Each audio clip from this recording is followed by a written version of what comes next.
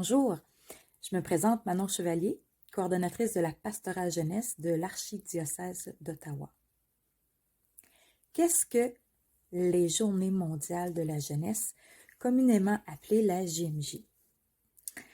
Un peu d'historique, la JMJ a été instituée par le pape Jean-Paul II en 1986. Et bien avant aussi, suite à une réflexion avec le frère Roger de Thésée, qui depuis des années rassemblait des jeunes, qui a pu observer un grand besoin chez la jeunesse de se retrouver pour partager de leur foi.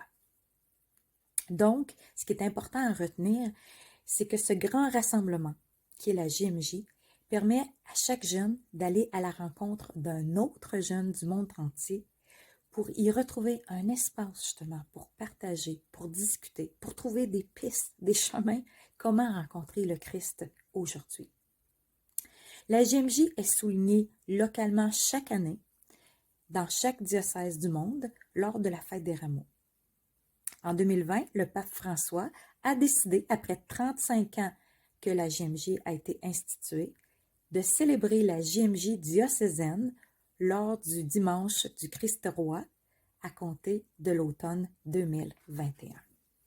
Jean-Paul II voulait, grâce au JMJ, se rendre proche des jeunes, leur manifester la confiance que l'Église met en eux et leur transmettre sa foi en Jésus-Christ, bien sûr, et son attachement à l'enseignement des évangiles.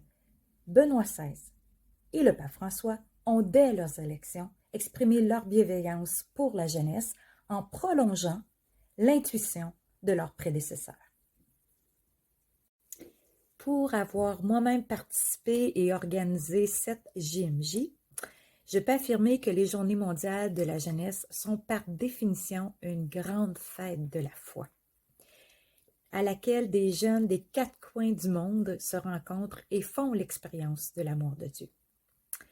Ces JMJ sont aussi, par définition, un pèlerinage catholique spirituel. À l'international, il s'agit d'environ de 10 à 15 jours où des jeunes participent à toutes sortes d'activités de prière, de chant, de concerts, de danse, théâtre, liturgie, catéchèse, vigile ou encore des services communautaires. Les jeunes pèlerins sont d'abord accueillis par les familles du pays d'accueil et ensuite ils se dirigent tous vers la ville d'accueil pour y vivre les derniers événements culturels et spirituels, qui s'achèvent par une veillée de prière et une nuit à l'extérieur où tous les jeunes présents sont rassemblés en un même lieu.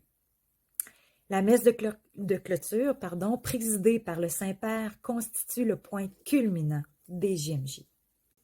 Vous l'avez compris, les Journées mondiales de la jeunesse internationale, ce n'est pas qu'un rassemblement de jeunes du monde entier pour faire la fête entre cathos, ni une simple occasion pour les jeunes de rencontrer le pape.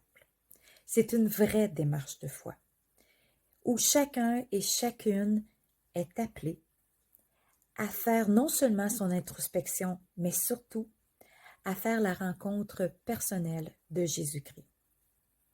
Le pèlerin chrétien marche sur le chemin pour aller à la rencontre de l'autre, à la rencontre de Dieu.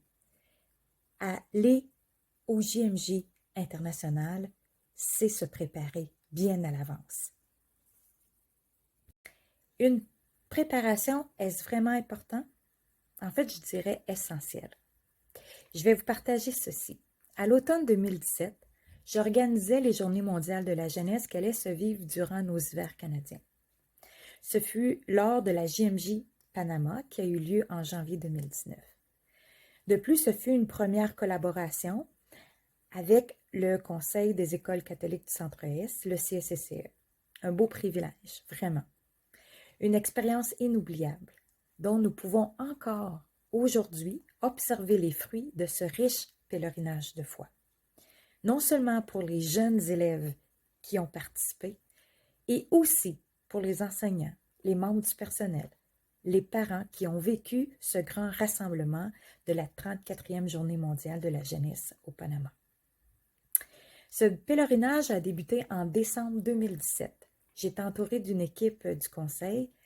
J'ai préparé une démarche qui demandait aux pèlerins de s'engager à être présents, à fixer ces dates préparatoires dans leur agenda pour un minimum d'une rencontre mensuelle, et ce jusqu'à la date du départ. L'impact de cette démarche? Des liens relationnels qui se sont tissés, des temps de prière, entre autres des différents lieux sacrés qui ont fait ressurgir des grâces spirituelles, des impacts avec les autres élèves dans leur école respective, avec leurs enseignants, dans leur milieu personnel.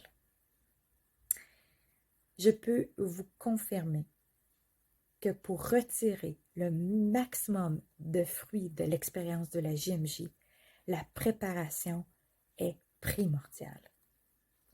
Et puis aussi pour nous aider, le thème choisi pour chaque rassemblement avec le message du pape aide à orienter cette préparation d'un point de vue.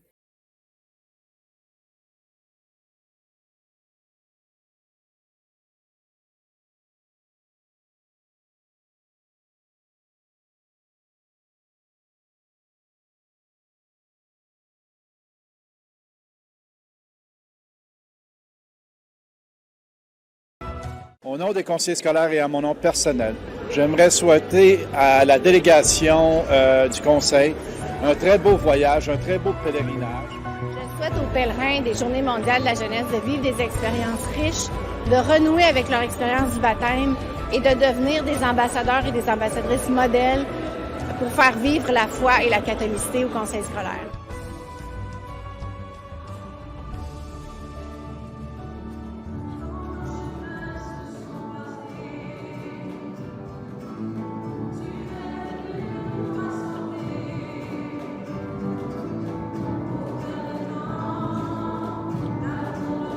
Nous étions très fatigués, mais il y avait une joie à l'intérieur, une joie spirituelle. Et c'est ça que j'ai souligné ici, dans la messe pour les pèlerins, non seulement ceux d'Ottawa, mais aussi un groupe de diocèse de Regina au Saskatchewan qui sont joints à nous. Alors notre messe ce soir a été bilingue, mais c'était une grande joie de partager la foi qui est plus large que les frontières des provinces ou des langues. C'est une grande joie pour moi de saluer les fidèles, les pèlerins.